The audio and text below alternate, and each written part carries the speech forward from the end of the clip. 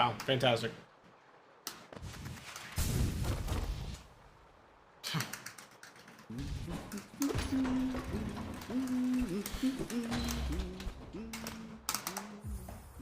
Wow. Thanks, Internet.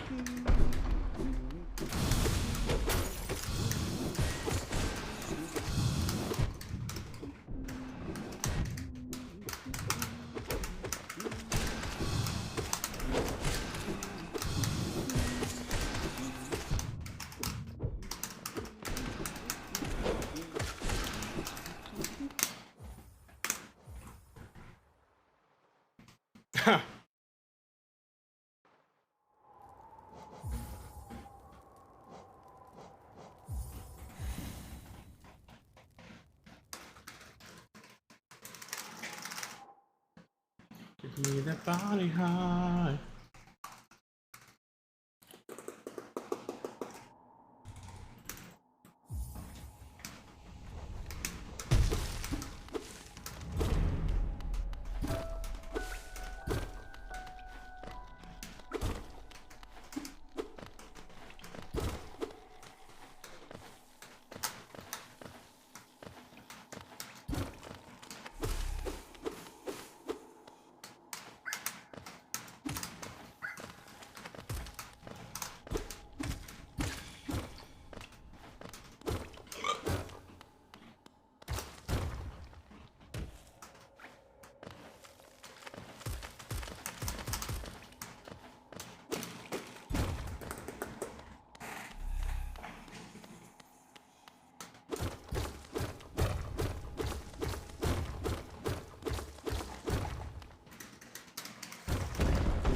It's got me reeling.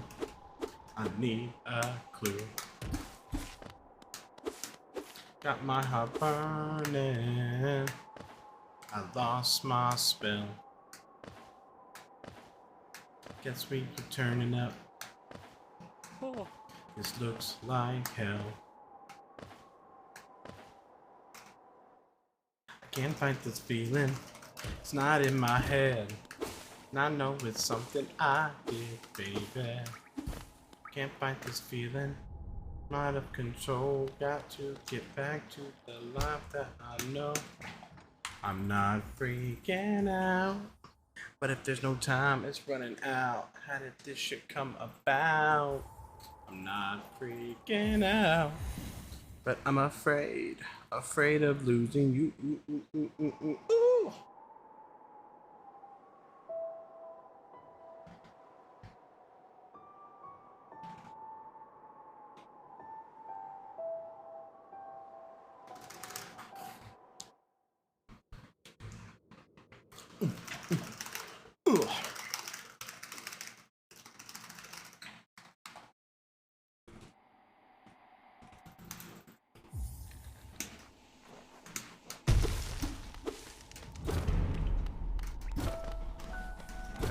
I just keep holding my tongue. All you want is done. Oh yeah. Fuck. I shouldn't have reset.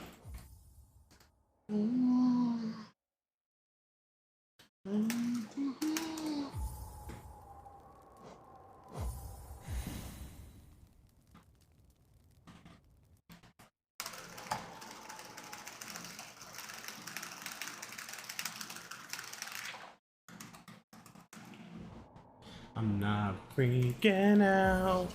But if there's no time, it's throwing out. Fuck. I'm not freaking out. But I'm afraid of losing you. That's what it comes to, baby. That's what it comes to, baby. That's what it comes to, baby. That's what it comes to, baby.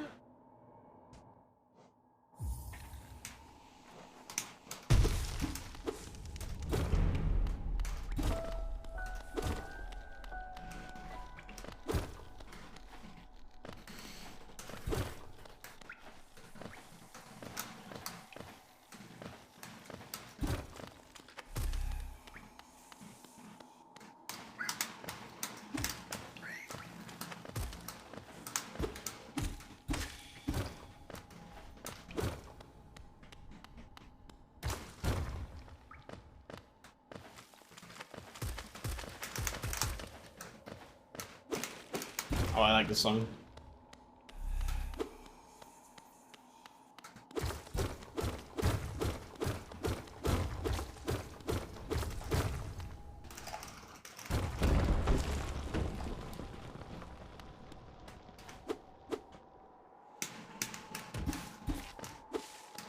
This one actually grew on me. I didn't like it at first.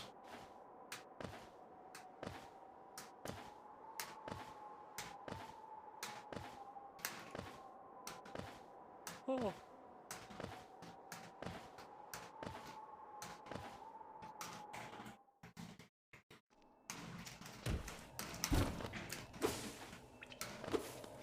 It has like a noise that's coming up here in a second.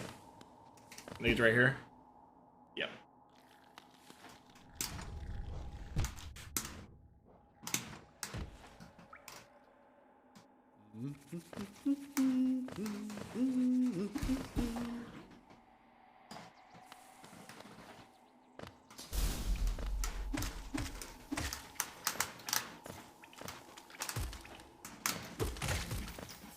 That was good.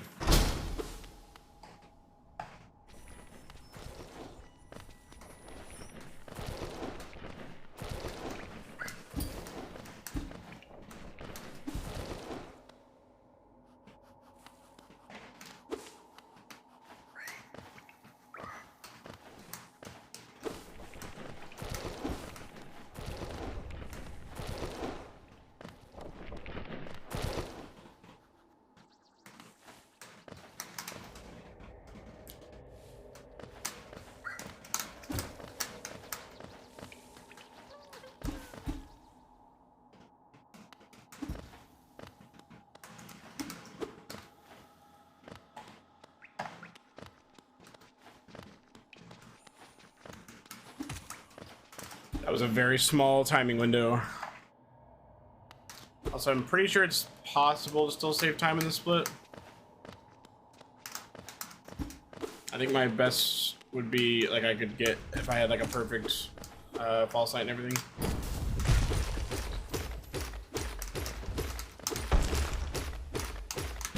Is a 411, like, 50.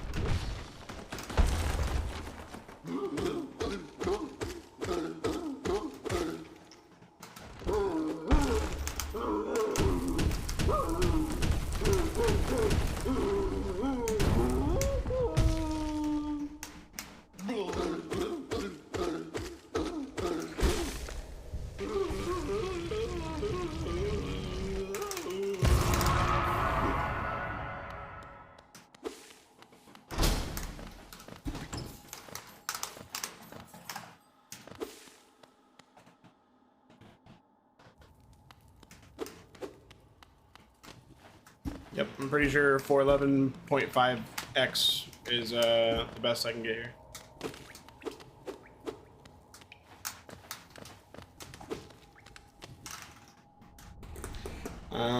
Still technically possible, but I think it's more likely going to be a 0.6.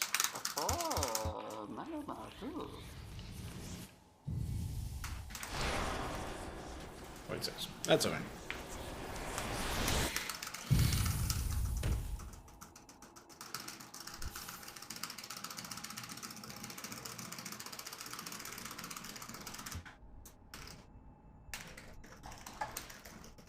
If I remember right, this might be one of the songs I was considering taking off.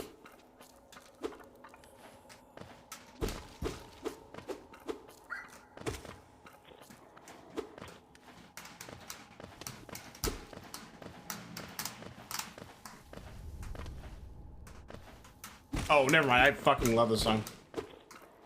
Ooh. I could not have been more wrong. This is like going in my top like 6 or 7.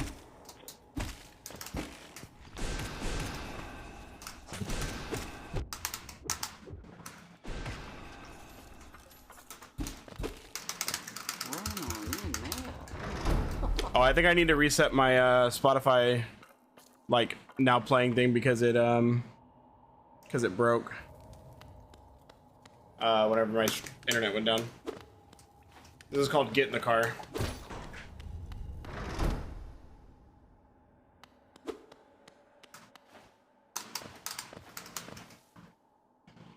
Driving down the highway with my baby.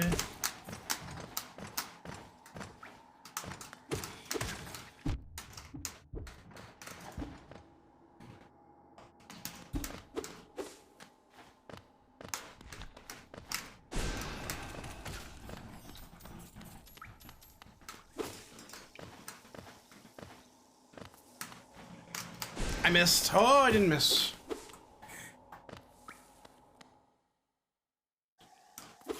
I actually don't know how to describe what genre Mystery Skulls is. It's like EDM, like electro funk pop. I don't know.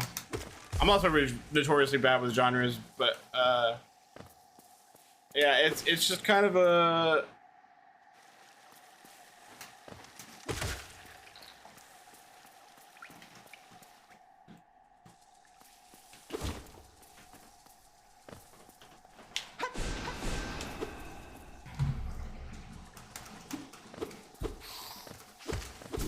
Oh, Pound! I ordered 3 things off the Mystery Skulls website today. Driving down the highway with my baby.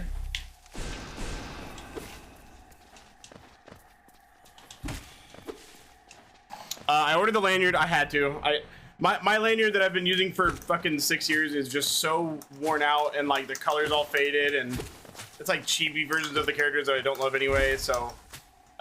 Dude, the lanyard looks so clean, it's ridiculous.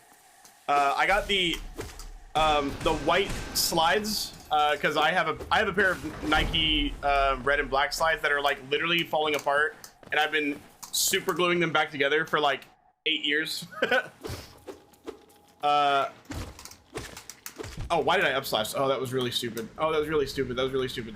Okay, that's fine. And then I got the dude, you didn't show me this, but they have the fucking Whataburger logo upside down to make an M instead of a W, and it says Mystery Skulls, and I was like, I have to buy that. I'm literally from Texas. I have to buy it.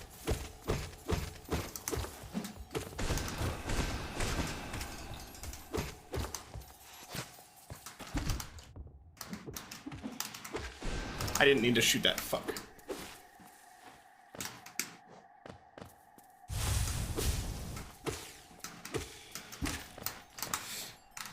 Oh my god, this is 6 seconds and I'm at 1 health.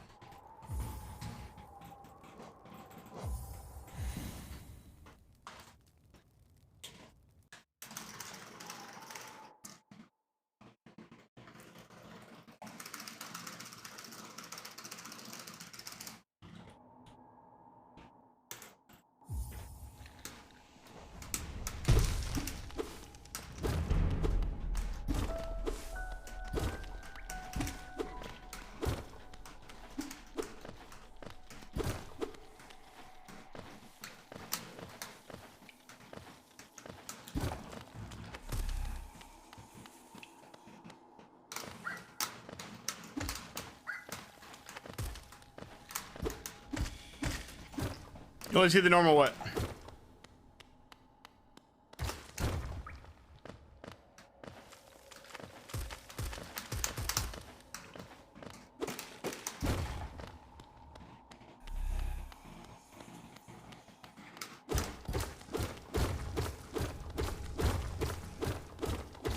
Yeah, I do. As soon as I saw that, I was like, "Oh, that's just a required buy." Like, Like, I'm not even Whataburger's biggest fan, but like, it's such a cool shirt.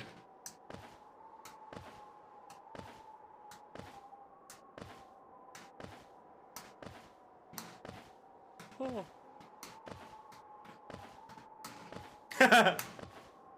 Is it sold out right now?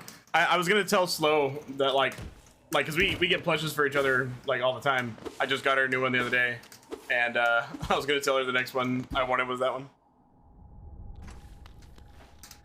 I won't let them take you away from me. I love that they worked with Mystery Bin. All right, Quantum. Have a good night, bud.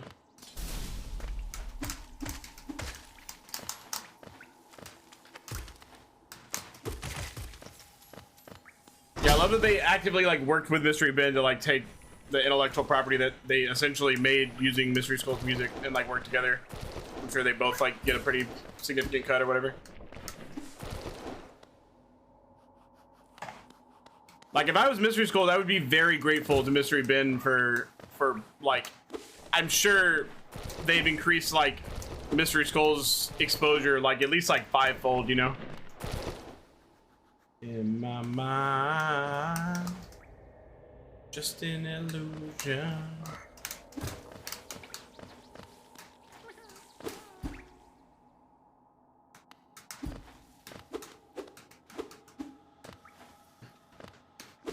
Depends on the split, or depends on the room, the strat.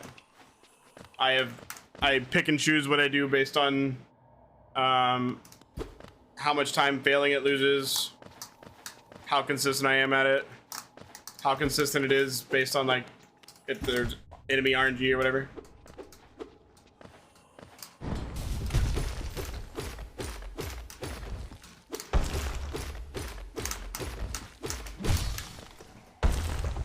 Won't nothing take you away from me.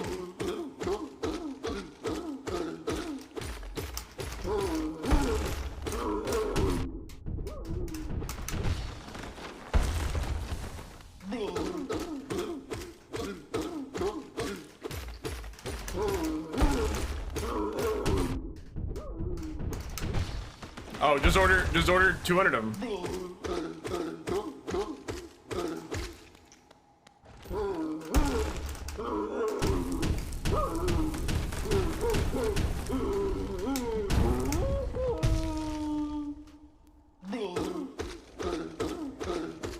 I love this song. When you're in love, when it's over, when it's on fire.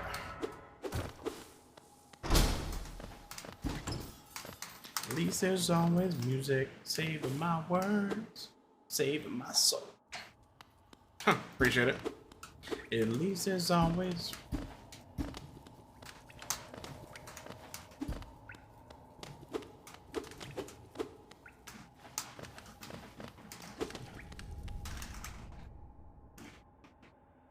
Yeah, this would be ahead.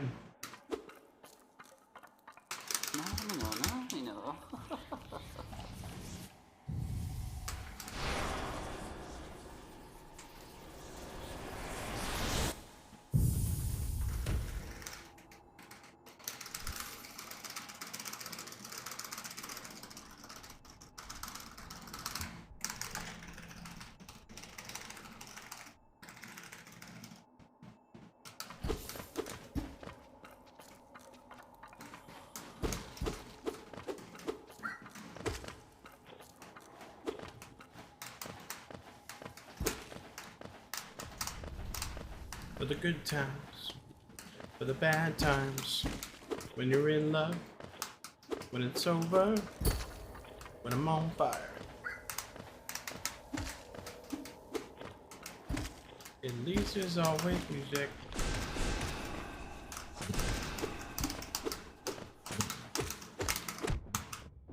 Okay.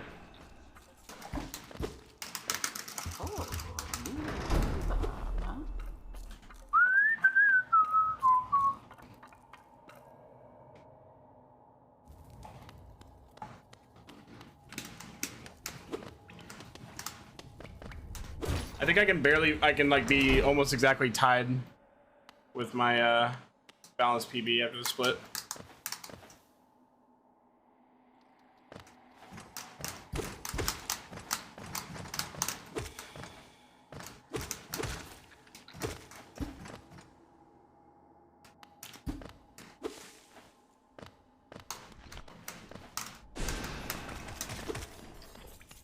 Dude, I think it's almost exactly. I think I'm gonna be 0.1 ahead if I hit the fireball skip. I think I'm gonna be 0.1 ahead. Or 0.2, okay. Yeah, I figured that was gonna be really close. I got in the room like 2.9 seconds behind my gold.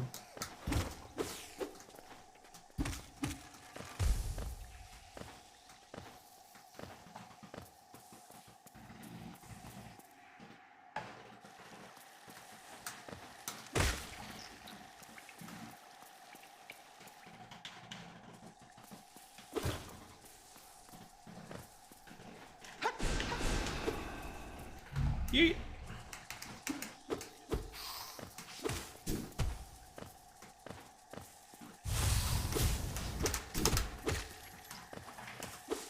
Five Geo there is pretty good.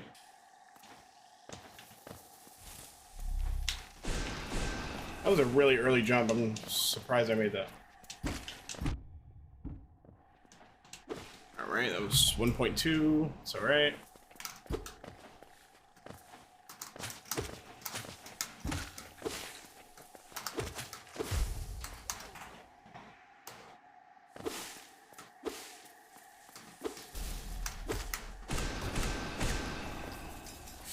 Oh, a 5 bounce. That's bad. I mean, we're okay, but just not good. We could live for forever. That 2 is better. If we could just find a way, we could live for forever.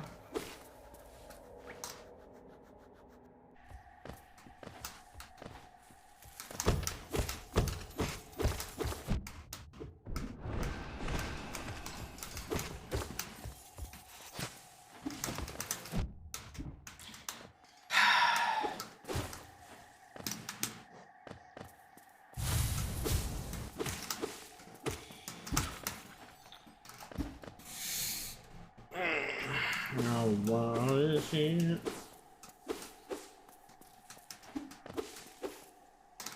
Drossik Halimo. Garama!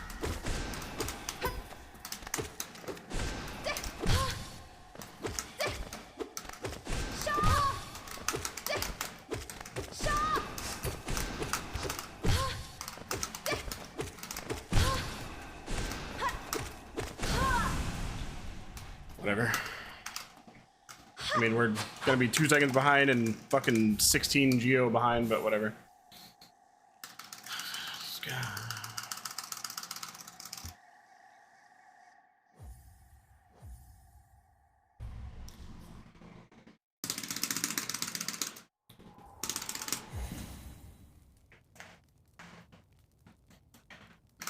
Actually, I think I'm 20 Geo behind.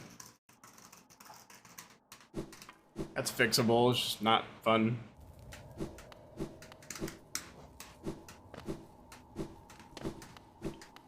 I've been experimenting with being a little bit more risky with Geo because if I can skip, like, if I can get some from Mantis's and then I can potentially skip top row. And then I can just get lever lads.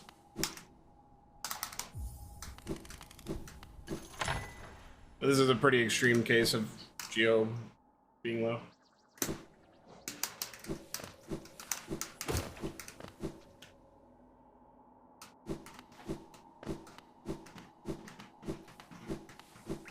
I'm 1.7 behind the fastest I can get in here.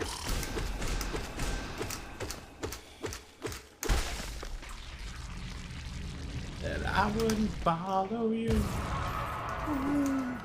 You can have the night off.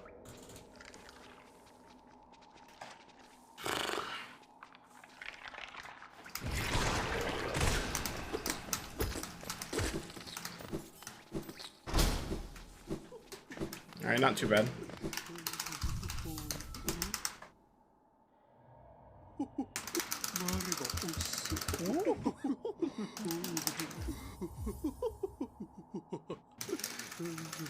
You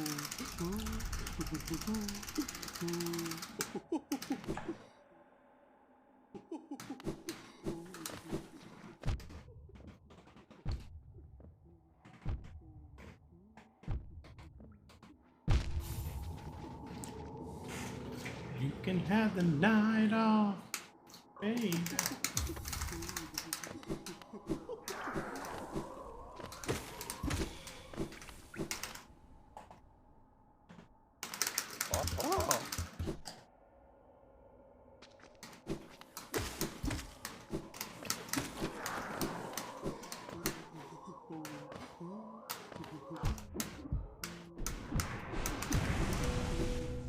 Okay.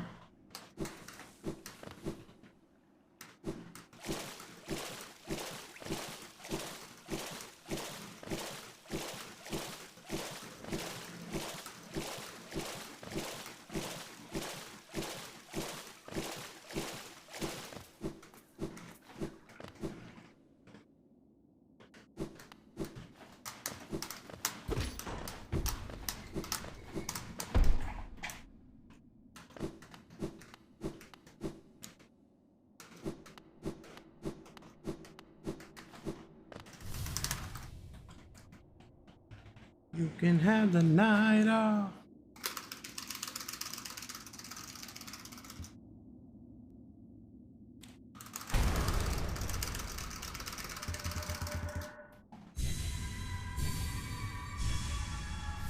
You can have the night off.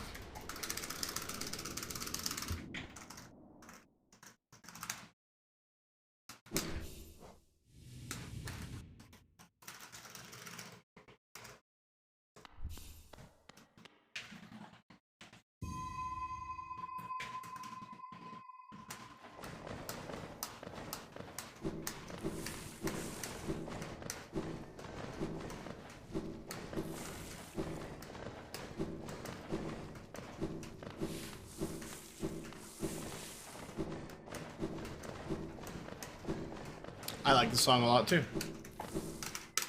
The ones I'm pointing out are the ones that I like found recently whenever I added the other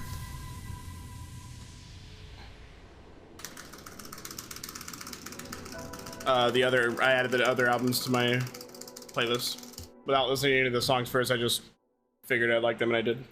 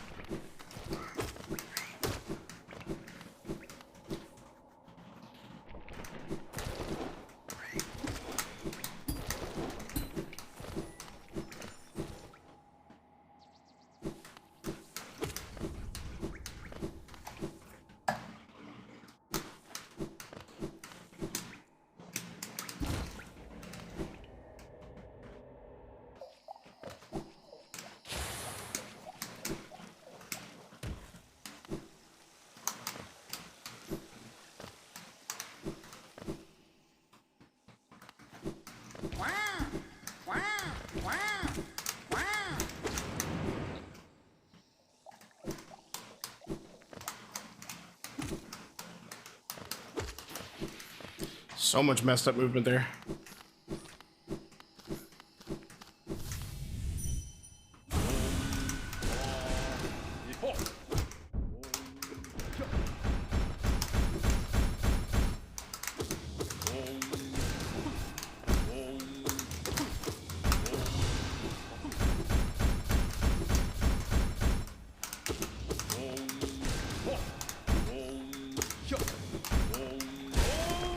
That's fine.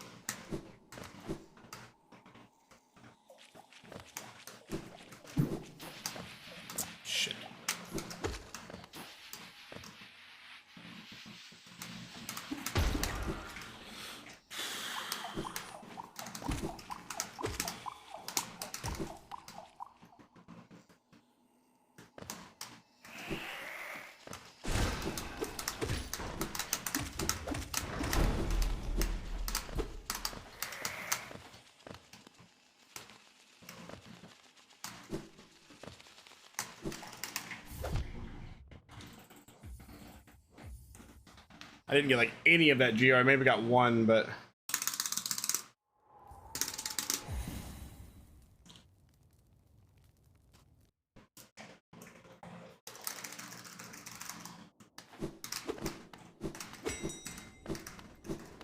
all right, there goes 1.5 seconds.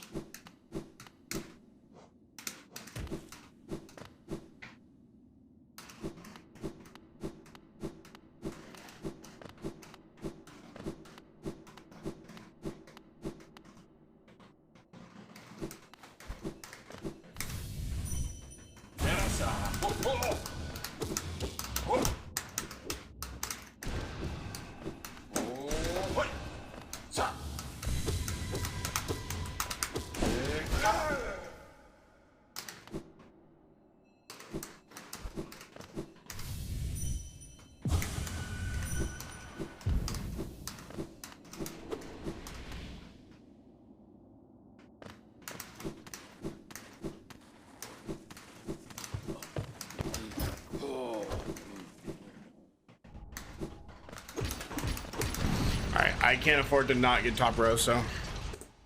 But if we get top row, that means that we can be a little bit more lenient with bottom row, because I'll just get lever lads anyway.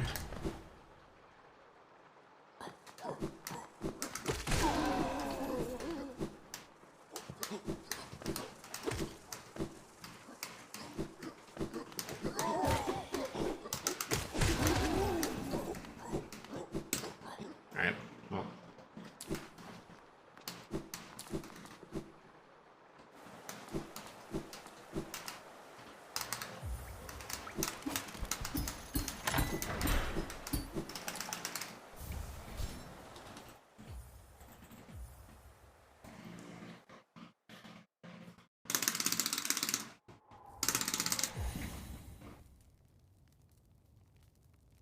What's up, Bridian?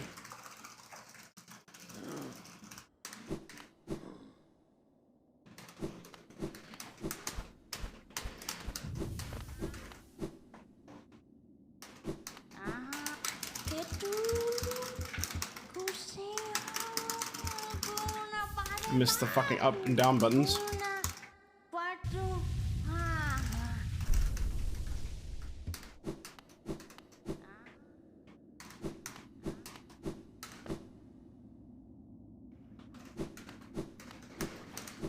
Not bad. Could be better, but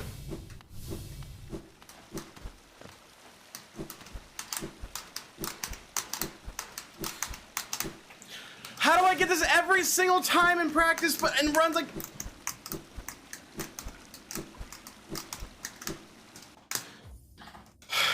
dude, I literally 95% in practice, and then what is different? God, I practice every single day, and I literally get it fucking 95% of the time. Like, not exaggerating. Go look at practice today. I got it like fucking 10 out of 12 times. And it just doesn't work in runs. What the fuck is different?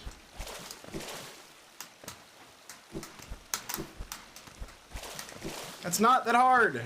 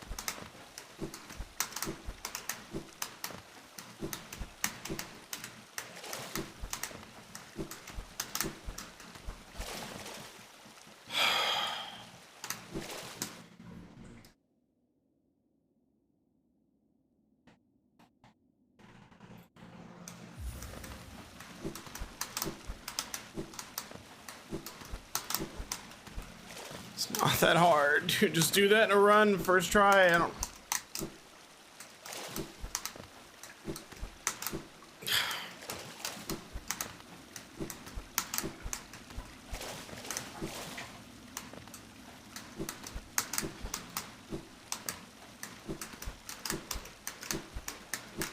Why was I so fucking high?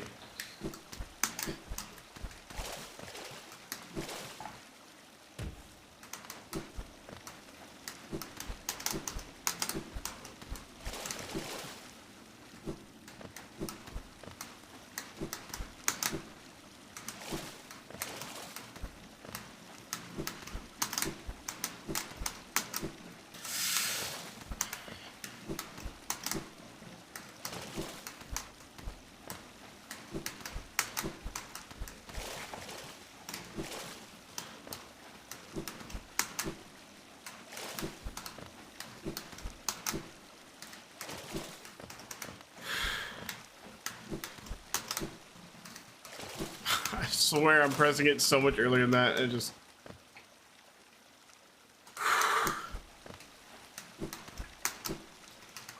Why does it feel so fucking laggy? This water actually lagged my whole fucking game.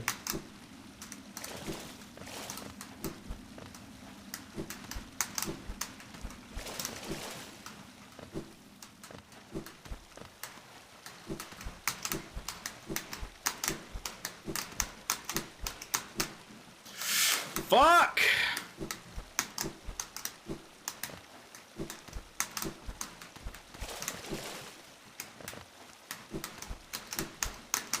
Dude, my frames are at like 90.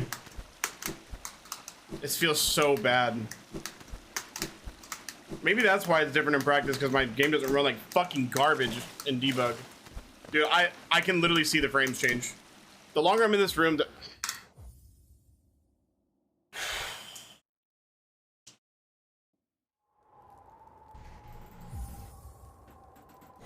I can actually feel it lagging my whole fucking computer. It's so bad.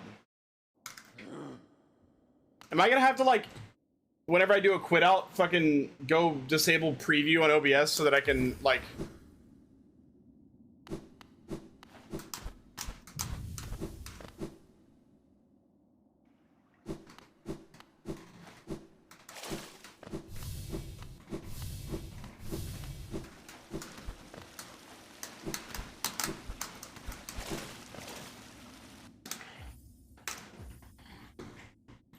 I'm unironically gonna do that.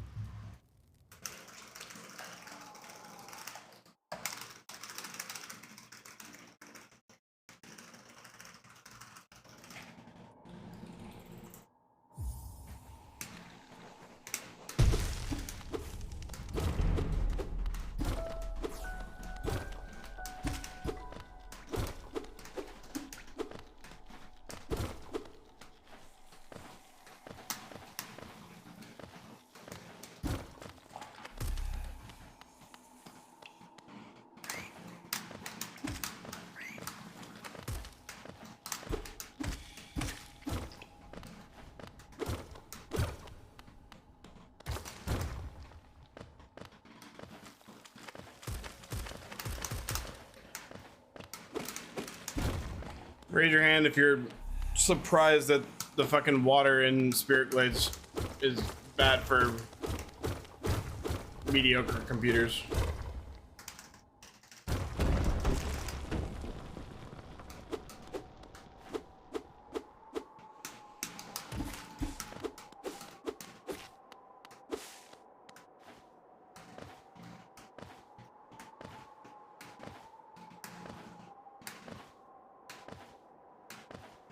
Oh.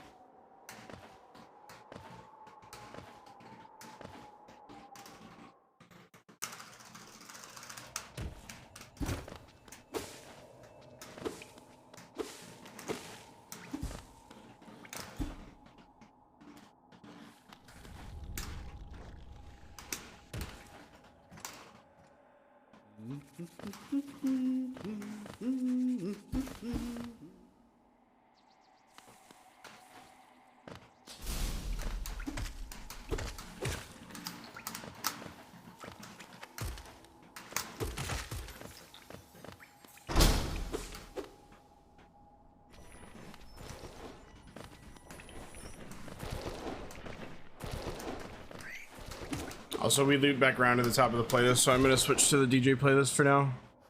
Won't be that long because we're going to be done with runs here pretty soon, but for now.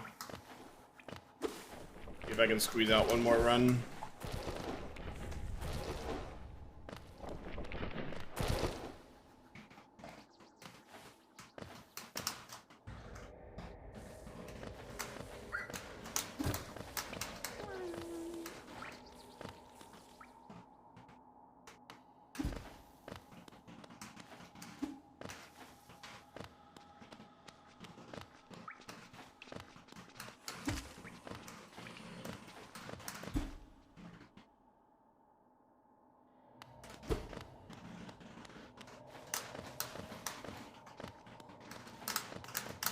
Please jump.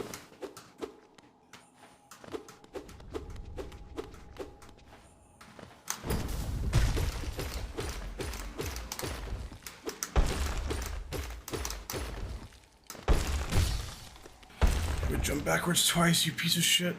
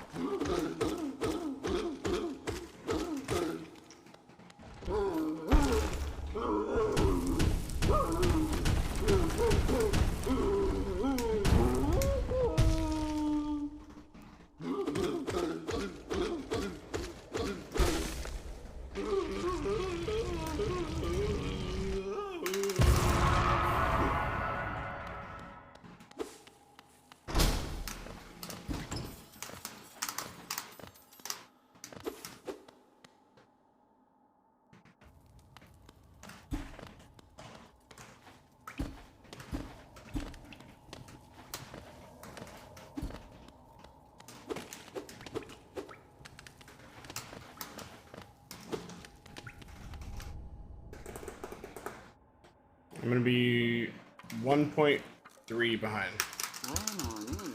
Gonna be at 413.1, I'm pretty sure.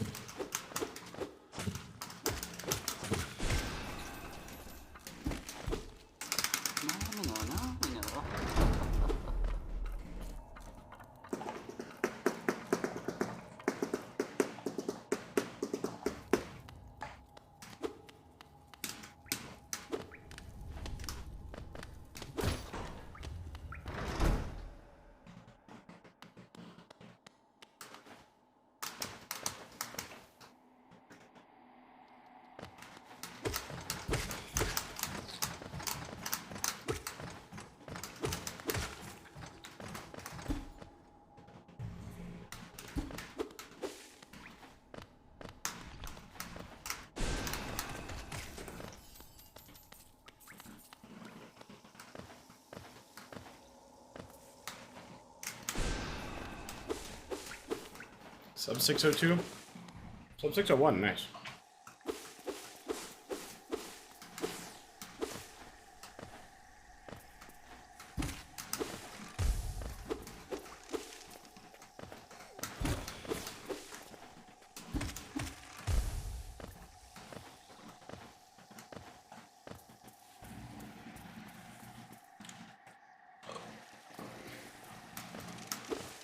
Fuck. I wasn't paying attention.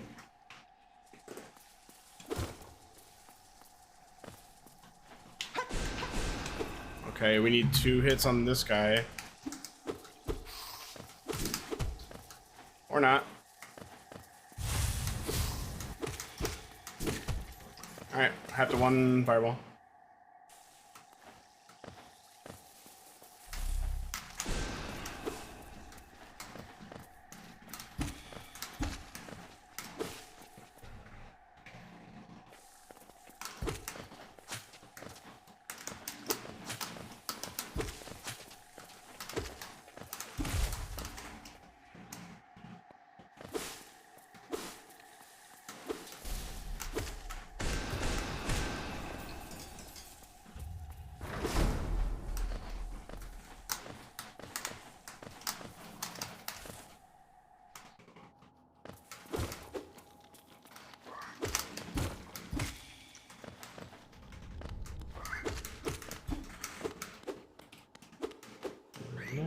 Focus.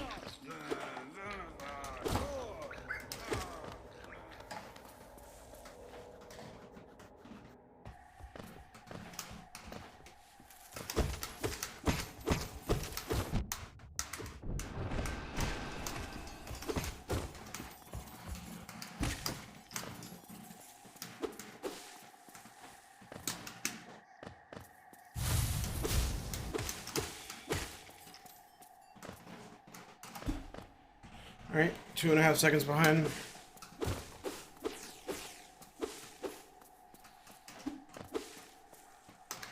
Drossik Halimo. Garama! Shaw! Shaw! Shaw!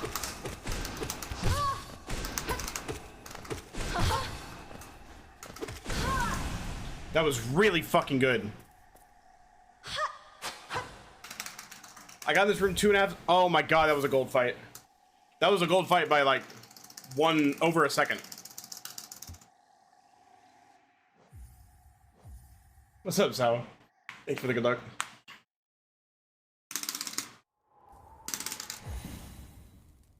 Sorry about your race yesterday. That was... I felt for you.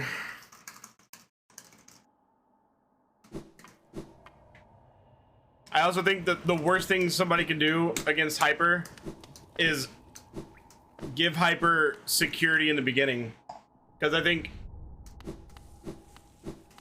Hyper thinks that, like, I feel like Hyper has created his own mental block against early game. Like, even if it wasn't true, like, even if he, like, was good at early game, he doesn't think he is.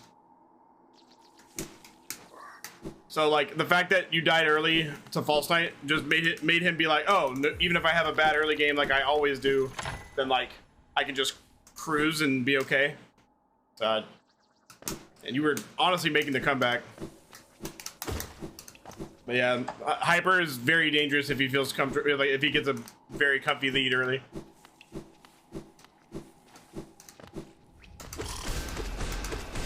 Because he obviously has, like, a insane late game, you know.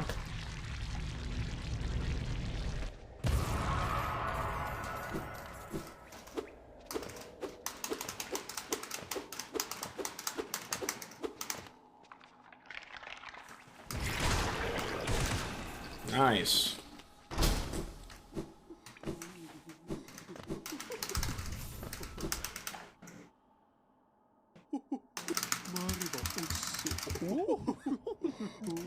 I don't know exactly what you mean, but I will say I timed that False Knight death to be about 1 minute and 40 seconds, and then whenever you, like, it looked like you made up like 1 minute and like 10, minute 15, and you were on your way, you know, to a couple of things like Umu and No Eyes maybe going rough for Hyper, like, away from tying it up.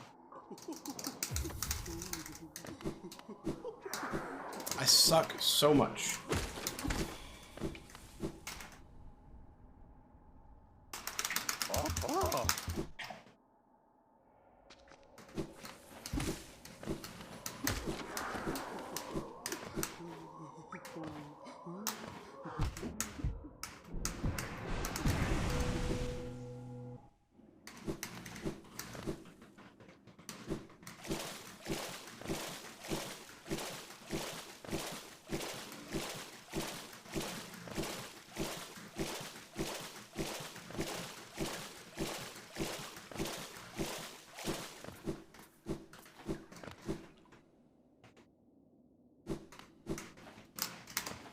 hate everything.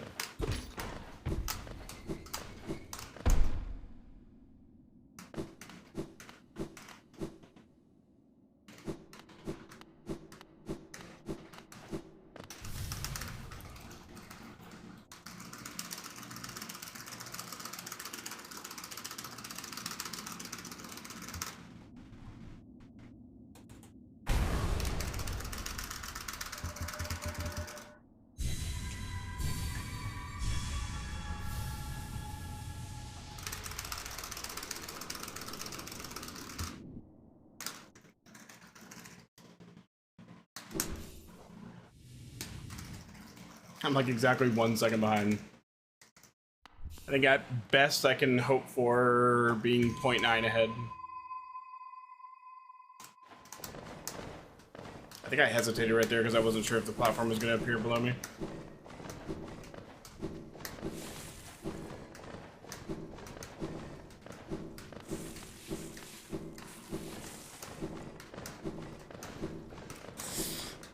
I didn't want to let go of right. That was really greedy.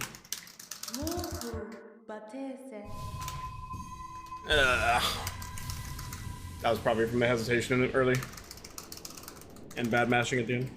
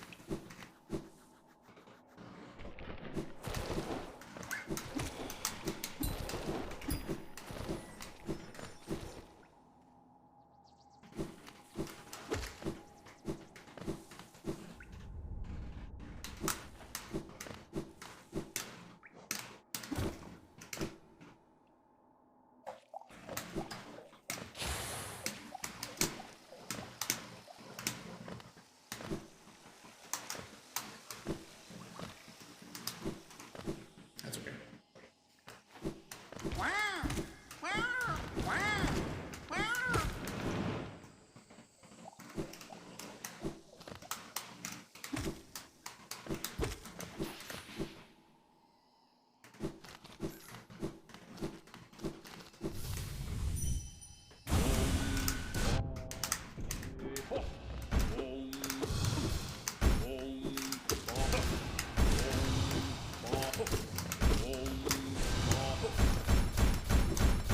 Yeah, that was interesting.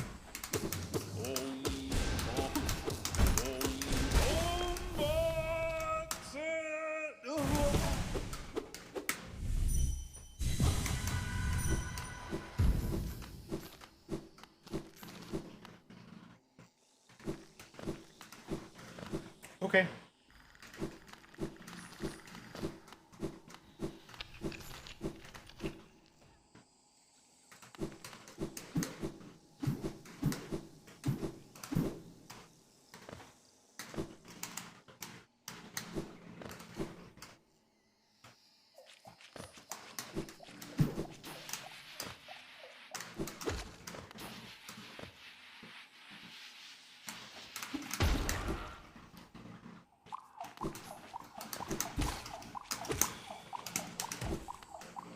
That was really fast until that guy was over his left.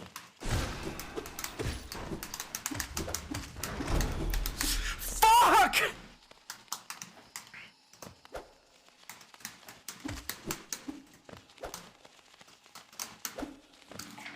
Did I just go straight through? What the fuck just happened?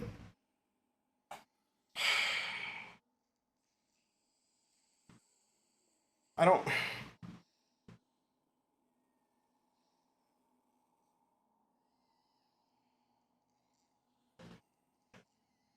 I hate whenever my hands just stop Working. Oh my god, I can't even.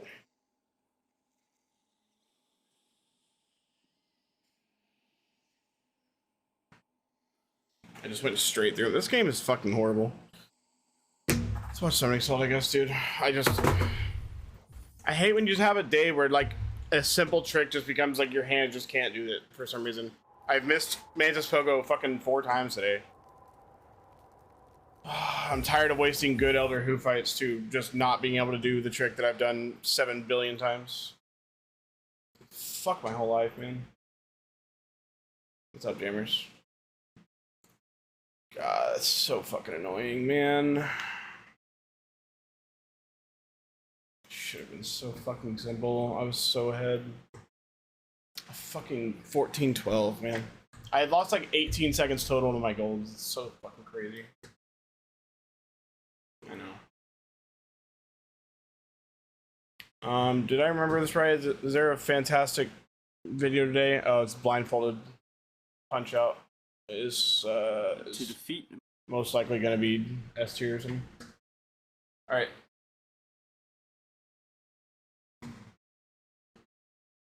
Let's do it.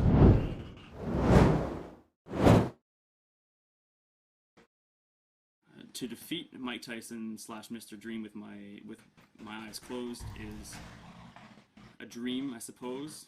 So you're not going to get to see me beat Mike Tyson at a marathon ever blindfolded. Ever. This will be the comic relief of the evening. I'm going to attempt to fight Mr. Dream with my eyes closed, and I'm going to lose in approximately 30 seconds.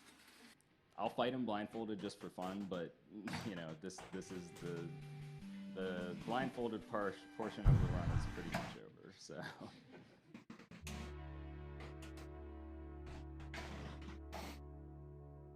Have you ever played a game so much you think you could beat it with your eyes closed?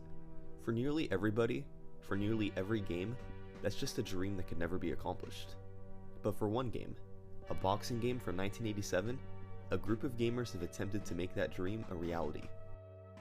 Mike Tyson's Punch-Out is a game where reaction and quick decision making is necessary for completion. You've got to look at what the boxers are doing and adjust your play accordingly. Of course, this involves careful reading of the situation in front of you, and in order to do that, you'll have to use your eyes carefully.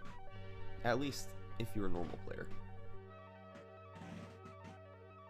For the past several years, a dedicated group of gamers have worked with each other in an attempt to complete as much of Mike Tyson's Punch-Out as possible while blindfolded. It involves dodging out of the way of punches that cannot be seen, and figuring out when your invisible opponent's guard is down. It may seem like an impossible challenge to most, but if there's one thing the speedrunning community is good at, it's doing the impossible.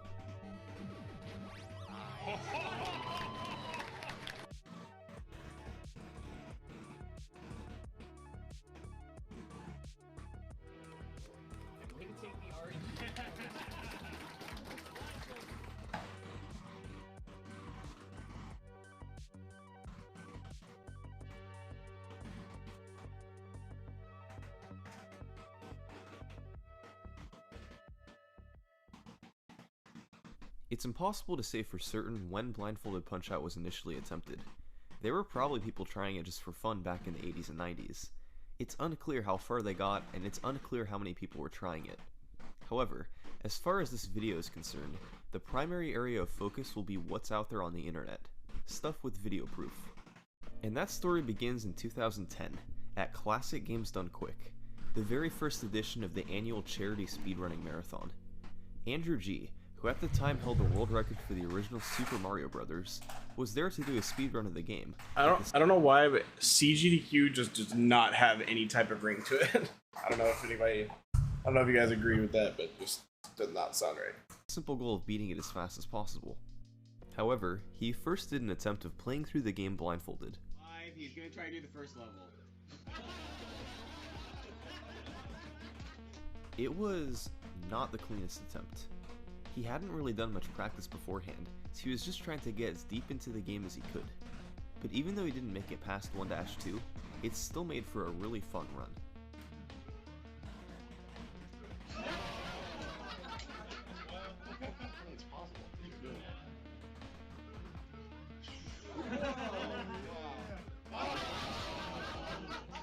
The crowd was into the run, Andrew G was into the run, and everybody watching was having fun. One of those people watching was Sinister1, a future Mike Tyson's Punch-Out speedrunner. According to Sinister1, this run ultimately inspired him to try something similar a couple years later, but instead of Super Mario Bros., he would be playing Mike Tyson's Punch-Out.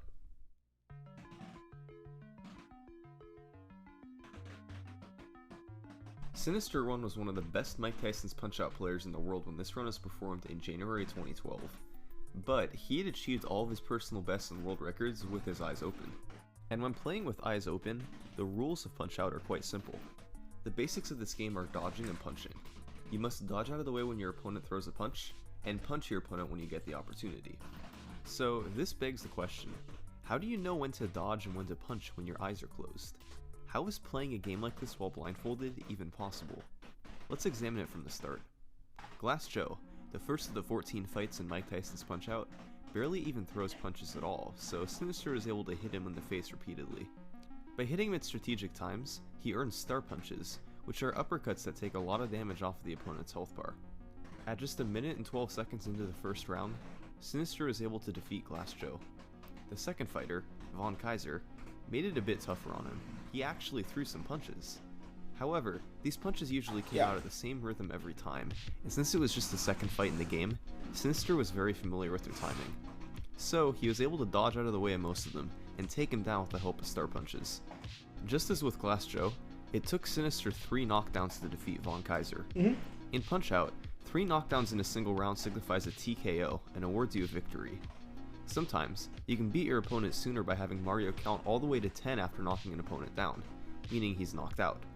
Alternatively, you can beat your opponent by decision after 3 rounds of boxing without a victor. If you get enough points, which are earned from punching your opponent repeatedly, you can be awarded the victory.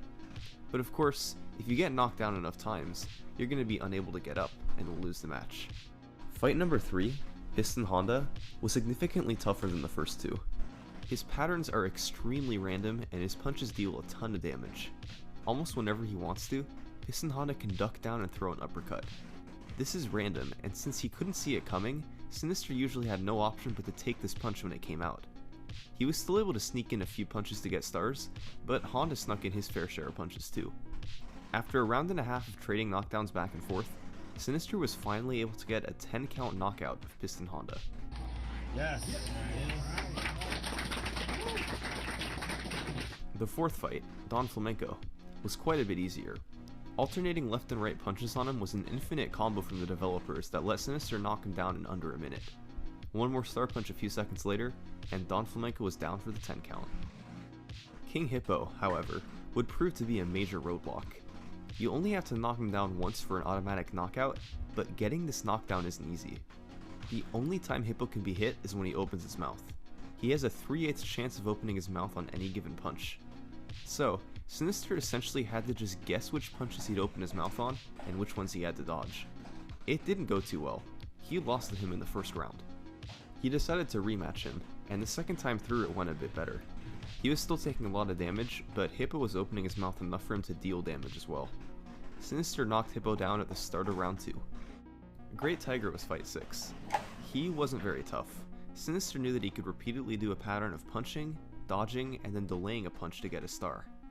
That, combined with using stars later once his pattern changed, allowed for yet another first round TKO.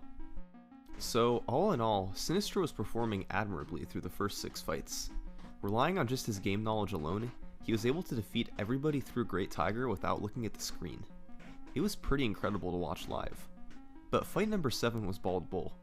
He more or less had it all: enormous strength, semi-random patterns, and awkward delays in between his punches. He was tougher than any of the fights before him. Sinister started off strongly by executing a 17-second knockdown on Bull 1 with a bunch of star punches, a strategy developed by Martin Charlebois more than a decade prior. What a cool He name. continued playing well and recorded a second knockdown by 102. He had taken just 1 punch from Bald Bull. From here, it all fell apart. He mistimed nearly all of his dodges and landed right into a bunch of Bull's hooks. He got knocked down 3 times in under a minute, and by 156, the fight was over. The run was over. Alright, I guess this ends the blindfolded punch out. Good job.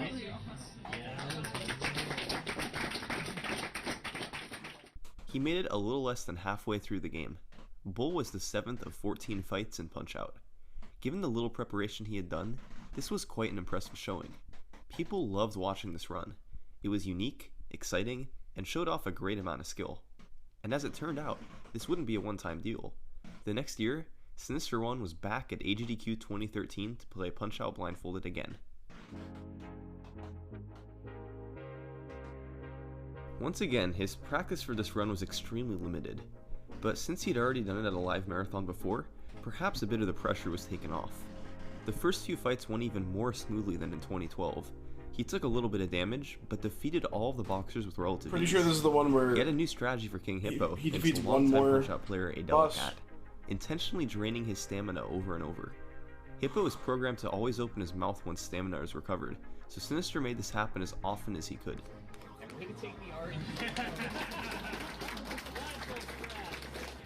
He took care of Great Tiger in under a minute, and then it was time once again to face off with the guy who took him out last year, Bald Bull.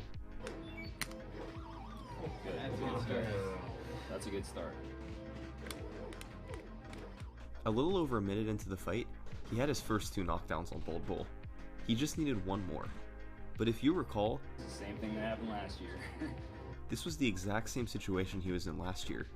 He got a quick couple of knockdowns, and then the fight fell apart. And this time, it seemed like nothing had changed.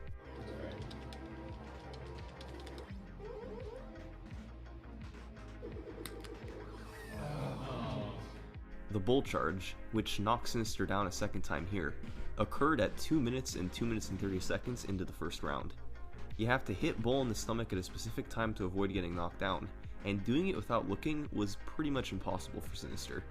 This meant that if he wanted a decent chance at beating Bald Bull, he needed to do it before 2.5 minutes.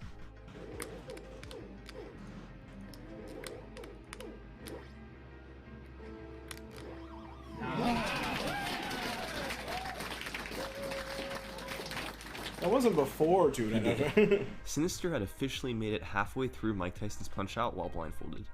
Fight number 8, Piston Honda 2, was another tough one. He threw really quick punches and they did a lot of damage. However, he had one severe weakness. When he did his bonsai attack, which occurred a couple of times in each round, the player can hit him in the stomach to not just knock him down, but KO him for good. There's only a 4-frame window for this, or a 15th of a second. That's hard enough to do normally, so with a blindfold on, it's pretty ridiculous. But all Sinister needed to do was correctly time it once, and he would make it past Honda 2.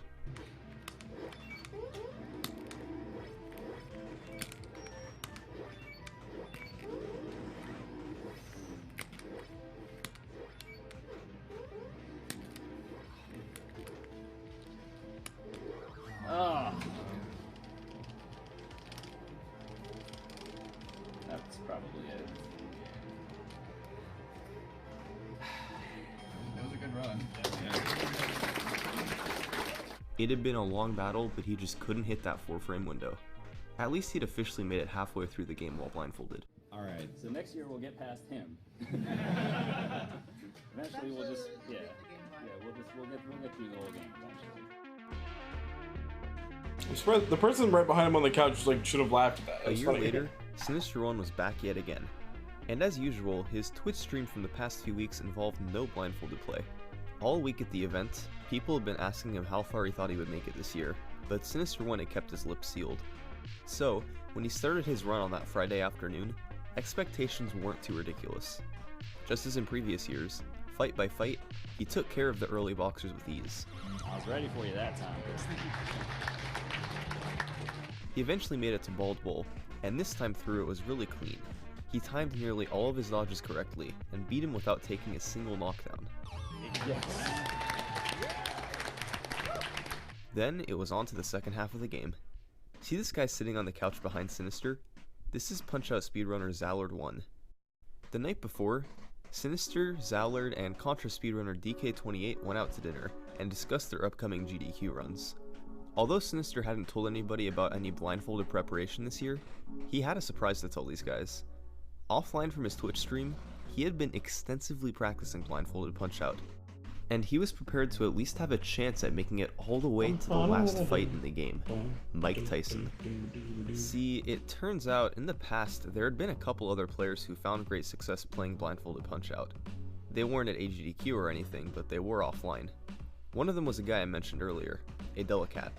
He claims to have been able to make it all the way to Mike Tyson when he was a teenager in the 90s, but there's no video proof of this. He is verified to be a skilled player of the game, but this obviously would have taken enormous amounts of practice. Sinister knew of a Delicat's accomplishments, but there was another blindfolded player that gave him more inspiration, a guy known as Schmitty300. Schmitty saw Sinister's AGDQ 2013 blindfolded attempt, and got inspired to put in the time to try himself. After a lot of practice, he recorded an attempt of playing the game blindfolded in front of a few friends. The first half of this run is apparently lost due to technical difficulties, but what still exists today shows him starting on the 10th fight of the game. He then defeats Bald Bull 2, Don Flamenco 2, Mr. Sandman, and after losing to Super Macho Man twice, takes him down in dramatic fashion. Oh my god! God damn. Dude, you had 2 seconds left. Oh my god! I don't believe it. The only fight left after Super Macho Man is the incredibly difficult Mike Tyson, who he obviously did not beat blindfolded. I'll talk more about strategies for these fights later, but he had a nearly flawless knowledge of the opponent's patterns and had a plan for just about every situation. This late in the game, opponent's punches deal a ton of damage, so he had to be super careful to get everything right. The fact that Schmitty, a player with essentially no speedrunning experience, was able to make it all the way to Mike Tyson with a blindfold on inspired Sinister to take it a bit more seriously. But of course, there was a catch. Schmitty was able to do this offline in front of no more than a few friends. Sinister 1 would have to perform it live in front of dozens of excited audience members, all while it was being streamed in front of tens of thousands of Twitch viewers. That was some serious pressure. But nobody in the crowd behind him knew what he was capable of doing. Nobody except for Zallard 1, who was sitting right behind him on the couch watching him fight the guy who took him out last year, Piston Honda 2.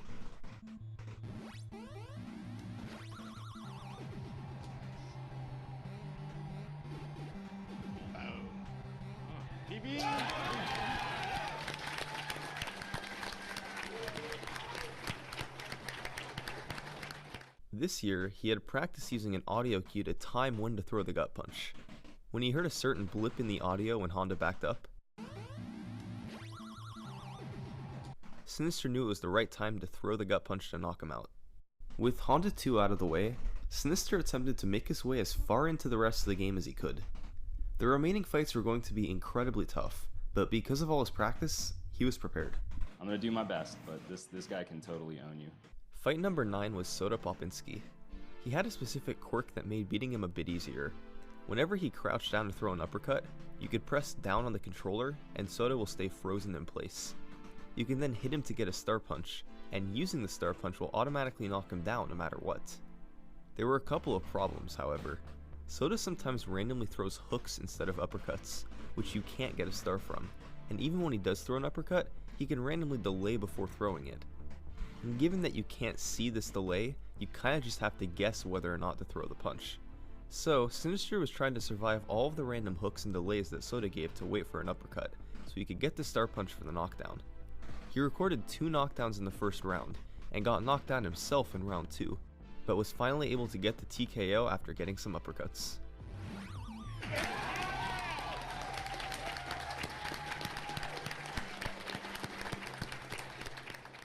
Next up was Bald Bull 2. His punches are generally thrown at the same time throughout the fight, but they deal a lot of damage if they make contact.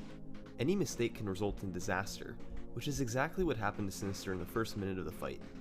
He pulled it together though, and was able to even counter the bull charge at 2 minutes. His second bull charge gives you a larger window for the knockdown, 13 frames instead of 4, so he simply dodged out of the way of the first one to wait for it.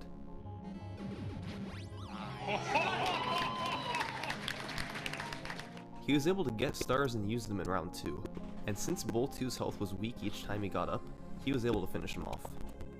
Fight 11 was Don Flamenco 2. His pattern for the first minute and a half was to throw straight jabs over and over, so Sinister simply blocked each of them and countered with face punches. He intentionally got him down to low for the end of round 1, and then waited out the rest of the round. Since he didn't have time for a TKO in round 1, he was going to get 3 knockdowns in round 2 instead. And round 2 was very simple too. He threw a punch, Don countered, and he dodged out of the way to hit him with face jabs. Rinse and repeat for the first 2 knockdowns.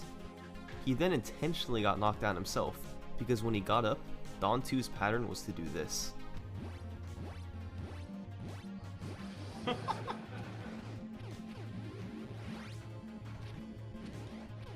Lighting up the clock.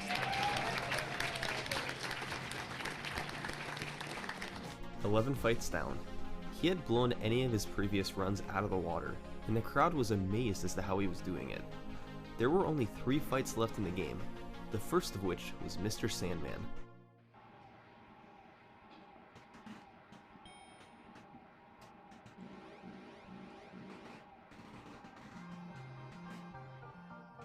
Sandman is all about speed.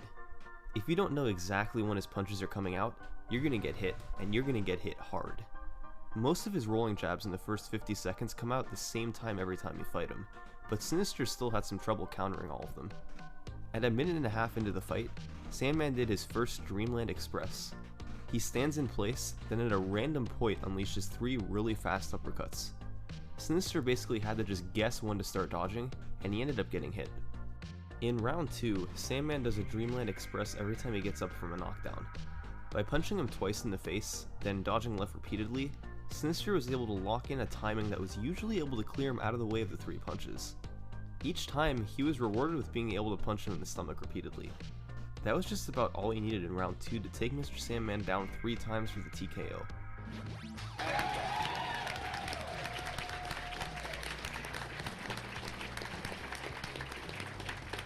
The whole room was unbelievably hyped after every fight. Last year, he had lost to the 8th opponent in the game.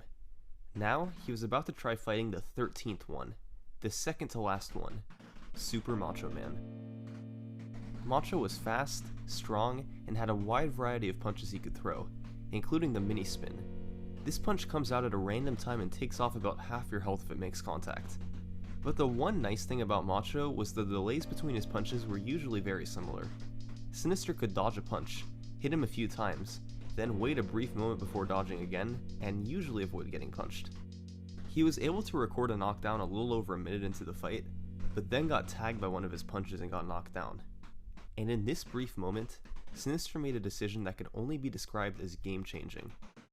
Instead of getting up right away, he elected to wait to get up on a 9 count, the last number before you'd be knocked out and awarded a loss. In Mike Tyson's Punch-Out, you're able to get up after a knockdown by pressing A and B on the controller repeatedly. If you do this right away, you would get up when Mario says 1 and get a lot of your health back. However, the Punch-Out programmers put in a little secret when you get up. If you get up when Mario says 9, instead of getting up with some of your health will be completely replenished. And as an added bonus, whenever you knock an opponent down when you yourself have full health, they will automatically get up with a lower health refill. However, getting up on a 9 count, especially when you can't see, is extremely risky. If you're off by just one number and get up when Mario says 10, it'll be too late. You'll be counted as knocked out and the fight will be over. In fact, when Sinister was doing offline practice in the weeks leading up to this run, he specifically wrote in his notes to never attempt getting up on a 9 count against Super Macho Man. He would have had to rely on counting Mario's beeps since he had a blindfold on, while he was already under enormous pressure from having made it this far in the game, while a crowd of nearly 100,000 people was watching him, all while knowing that a single mistake getting up would end the run. But in the heat of the moment, Sinister forgot about the warning he had given himself.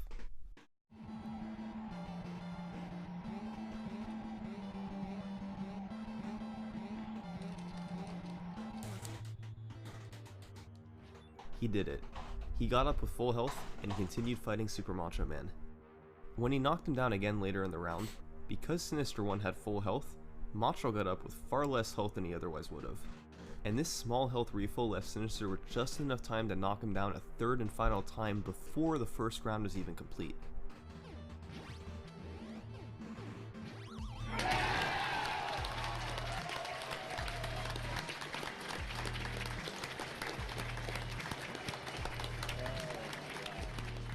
Sinister had just beaten 13 fights in Mike Tyson's Punch-Out blindfolded live at AGDQ, largely using strategies he had come up with on his own. The place was erupting with cheer. Of course, there was still one fight remaining, Mike Tyson. But Sinister explained that he basically had no chance at all of defeating Mike Tyson blindfolded. Not just at this event, but probably ever. Sinister's explanation that he gave the crowd before fighting Tyson blindfolded was something along the lines of this. Mike Tyson's punches, at least for the first minute and a half of the fight, all knock you down in one hit. And as mentioned earlier, getting knocked down 3 times in a round means you lose. Each of these punches has 4 possible delays that can occur before them. A 0 delay, a 1 delay, a 2 delay, or a 3 delay. So, Sinister had to essentially just guess which delay it would be for each punch, since he couldn't see it visibly, and then dodge hoping his 1 in 4 guess was right. He would then have to keep up those 1 in 4 guesses for It shouldn't be like embarrassing that he was like, hey, this is basically impossible, and then like, you know, years later it turns out that it's not, because like, you know, he couldn't have known, but at the same time it's like, as a bold claim that it'll never be done. And then every punch in the first minute and a half of the fight, which would obviously involve astronomically small odds, and then somehow figure out a way to deal with all the randomness in the following rounds. He likened the odds of beating Tyson blindfolded to winning the lottery, and sure enough, when he started fighting Tyson, he was beaten within the first 90 seconds. But regardless, to this day, AGDQ 2014's Blindfolded Punch-Out lives on as one of the most memorable runs of all time. The hypeness of the crowd and exciting atmosphere of the run have been practically unrivaled.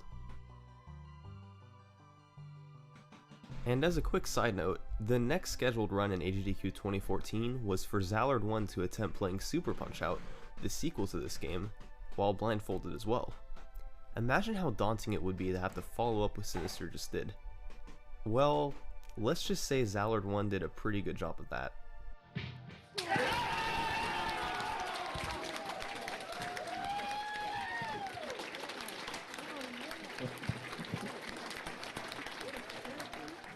goated. So, that was the state of Punch-Out blindfolded. Sinister had proven to the world that getting through the first 13 fights regularly was possible, but defeating Mike Tyson?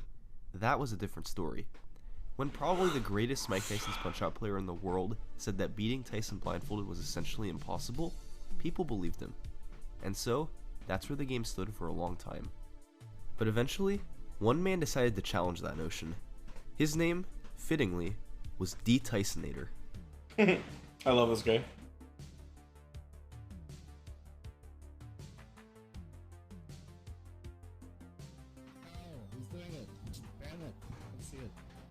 D. Tysonator is one of the most prominent Punch-Out players in the early 2000s, becoming the first person in the world to TKO Mike Tyson in round 1 on the North American version of the game.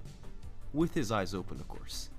For years after that, he didn't do too much work in Mike Tyson's Punch-Out, but after watching Sinister's run at AGDQ 2014, he became inspired to try to complete what Sinister stopped short of doing, beating Tyson blindfolded. His strategy was pretty simple. He would use an audio cue to know when to dodge out of the way of the first uppercut, and then assume that Tyson would give him the shortest delay for every single punch after that. If Tyson gave any delay but the shortest one for any punch, he got knocked down. Surprisingly enough, his attempts actually went really well. He was surviving the first minute and a half of the fight a lot more than what was statistically probable. He was still getting beaten up in round 2, but the fact that he made it that far so often was miraculous. How was D. Tysonator defying the odds? Well, here's how. Sinister One's explanation he gave at AGDQ was actually incorrect. For most of Tyson's punches, he only has 2 possible delays, a long delay and a short delay. These timings can vary between punches, so sometimes it seems like more than just 2 for each, but for the most part you're either going to get a short delay or a longer one. So the Tysonator was only playing 50-50 or better odds on a lot of these punches. That was significantly more reasonable. Throwing enough attempts at it eventually yielded him some pretty nice results, fight after fight of getting to round 2. His round 2 pattern was pretty random, but nothing that knocked you down in one hit like in the first round. The Tysonator was able to develop a game plan. He would listen for punches at the start of round 2, then counter in the gut to earn stars. Hooks came with about a half-second delay before each of them immediately after, which D. Tysonator could throw the star punches into. He often threw 2 quick uppercuts in a row, which could be countered for a lot of damage. In round 3, Hearing no punches for a few seconds signaled a pattern of 2 quick jabs and an uppercut, which could again be countered for a lot of damage. With mental notes like these, the Tysonator was able to grow his consistency with practice. He was able to make it deeper and deeper into the fight, and on June 6, 2014, in the back of his video game store ANC Games, in a dark corner of Twitch.tv and in front of just 2 chat members, while the world wasn't paying attention, the Tysonator did the impossible.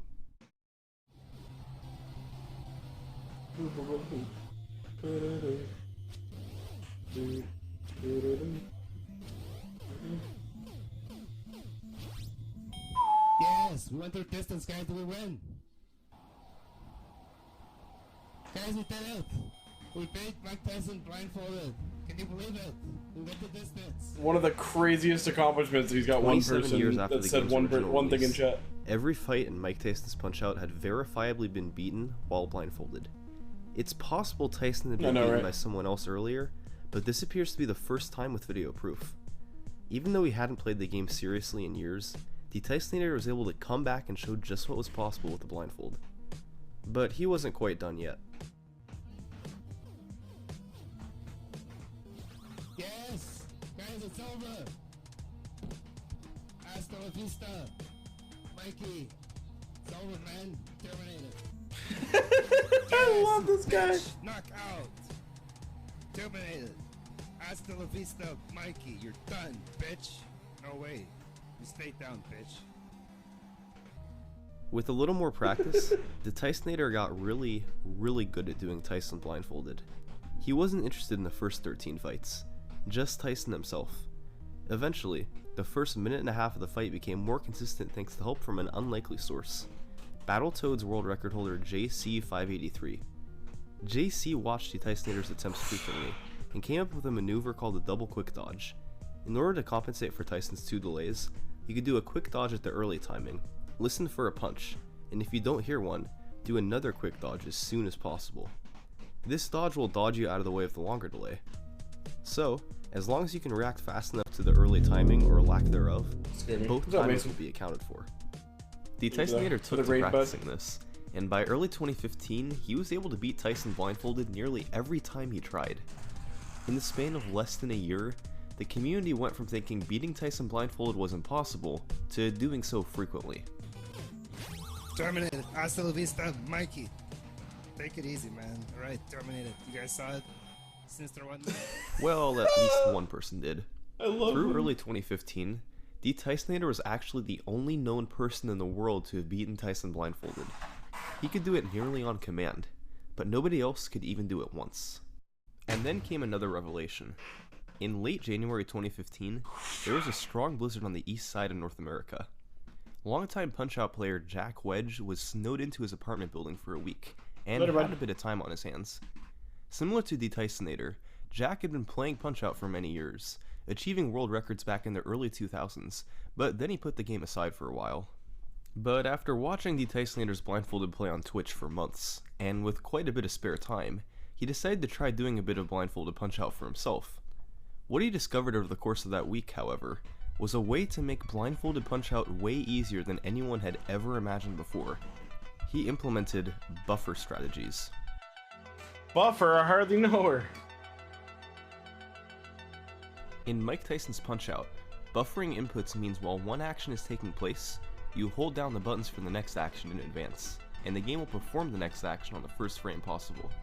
For example, you would hold up and B to punch in the face, then let go, and while the punch is going off, hold up and B again. So, as soon as the first face punch is done, the next one will automatically begin. You can do this over and over again with different combinations of inputs to chain a bunch of moves together. Now, how is this beneficial for a speedrun? Well, buffering inputs will always take the exact same amount of time every single time. On Glass Joe, for example, there's a 4-frame window to knock him out at 42 seconds with a well-timed punch. By buffering 22 face punches in a row, then 2 right gut punches, then 2 left gut punches, either the last or second to last left gut punch will always hit Glass Joe during that 4-frame window, depending on Glass Joe's pattern. This is because, if all these punches are properly buffered, they will all be thrown on the first possible frame each time, so this series of punches will take the exact same amount of time every time. Glass Joe can easily be knocked out at 42 seconds every time this way, as famously discovered by Zallard1 in 2013. For a blindfolded speedrun, these rules all still apply, and they take away the necessity to see what's happening on screen. You can buffer a bunch of inputs together and not need to worry about manually timing your dodges or punches. Jack Wedge took this to an extreme and figured out buffer strats for a bunch of different fighters. And in the run he recorded from his apartment on January 29, 2015, you can see these strategies in action. Von Kaiser. You can buffer a face punch, then 3 left dodges. The third one will automatically dodge you out of the way of a jab from Von Kaiser. Then, you buffer 7 more face punches, hesitate and then dodge, then buffer a face punch and a star punch. Von Kaiser will always be knocked down at exactly 23 seconds. These strategies got complicated and took a ton of memorization, like Bald Bull 1 for example, where you needed to adjust your buffer based on the punches you hear Bull throw. But some provided a huge benefit. Piston Honda 2, for example, had a buffer strategy that guaranteed hitting the 4-frame window at 1 minute for the knockout. Armed with these strategies, Jack was casually making his way through the game, nonchalantly defeating everybody who dared challenge him. Oh no, what did I do? He's so bored. It's the blizzard.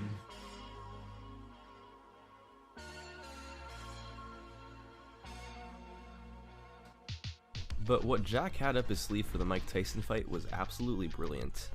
He had a buffer strategy that basically guaranteed he would survive the one-hit uppercuts for the first 90 seconds of the fight. He would buffer punches to lose stamina so Tyson couldn't throw a punch. Then, when Tyson did get an uppercut through, he would dodge out of the way and hit him, then lose the rest of his stamina. Tyson always throws punches at a regular interval when Mac turns pink, so Jack just buffer dodges to get past them. He then lost all of his stamina again, rinsed and repeated it until the minute and a half was up. He didn't do much damage to Tyson, but he was always able to survive. In rounds 2 and 3, he battled hard against Tyson. Buffer strategies didn't help him much here, because Tyson's pattern was just too random. But Jack's game knowledge was enough to give him the victory in the end.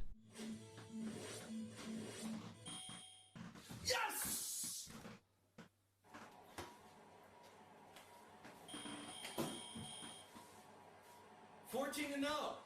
For the first time ever, someone had verifiably beaten Mike Tyson's Punch-Out from start to finish without looking at the screen.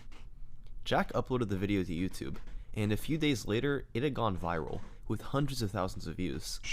The world was taking notice of what people could do with a blindfold on.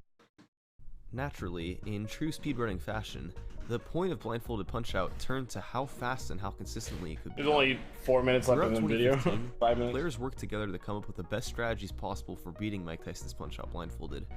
D-Tysonator even became the first person to beat Mike Tyson in round 1 while blindfolded. He had to hit 11 frame-perfect punches with his eyes closed. Terminated. Hasta la vista, Mikey. Oh my god. Hey, he's not facing the screen. Hasta la vista, Mikey, guys. It's over. And in early 2016, Sinister1 and Zallard1 raced blindfolded Punch-Out against each other live at AGDQ 2016. The odds in getting 2 players to beat the whole game blindfolded live in front of tens of thousands of viewers seemed grim at first. But the Punch-Out community came together to help figure out as many consistent strategies as possible. Sinister, Zallard, Jack, even a certain YouTuber who had approximately 9 subscribers at the time. The one they're using for this fight comes from a Tyson runner named Sucking Salt. And many of these strategies were Just small small buffer flex. changes, or listening for certain audio cues. Sinister and Zallard practiced Mike Tyson in particular for weeks, in order to get the best odds possible beating him live at the event. Zallard was able to do so in round 2 and won the race, but Sinister was running out of time to finish him off in the second round. If the fight made it to round 3, he probably would have lost because of Tyson's ridiculous randomness in the third round. But at the last minute, Sinister was able to hit a frame-perfect punch. He had a 60th of a second to time it, in order to get a star and finish Tyson off. put him down. There we go. Give it up!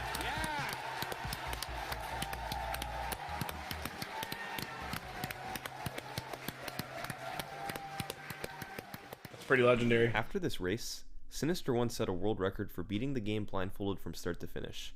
21 minutes and 32 seconds. That was a choke. We still got a record. Then, the blindfolded craze died down for a while, with the only active player being D-Tysonator, who did some Mike Tyson or Mr. Dream blindfolded fights each week. And then, in 2018, one of the top players in the world decided to see what he could do with the blindfold. He'd been playing eyes open for years, and achieved top times in all categories he tried. But with the blindfold on, it was a different story. This player was MPAP. What, Summoning Soul?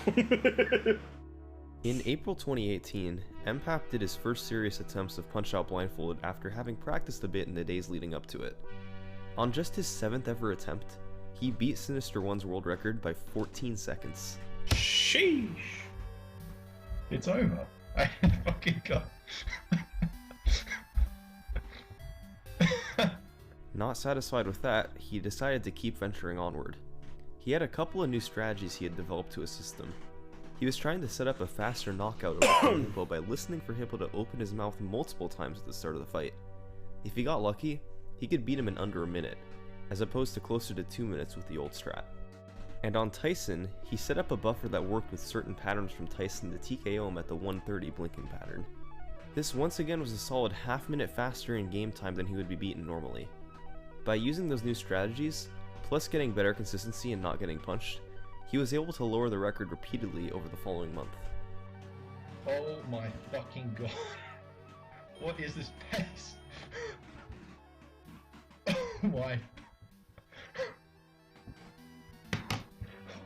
Fucking hell.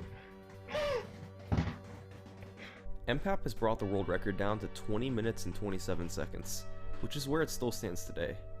Perhaps more importantly than the final time, however, is how far blindfolded Punch-Out has come. The community went from struggling to make it halfway through the game at a live marathon, to beating it only 2 minutes slower than it can be beaten with eyes open. It's possible to narrow that gap by beating Tyson in round 1 at the end of one of these runs, but that's going to be a challenge for the future. What once sounded like little more than a dream has now become a reality. Gone are the days of needing to win the lottery to beat Tyson blindfolded. In their place are competitive speedruns to beat the whole game blindfolded in 20 minutes. There's not many games that have been beaten blindfolded.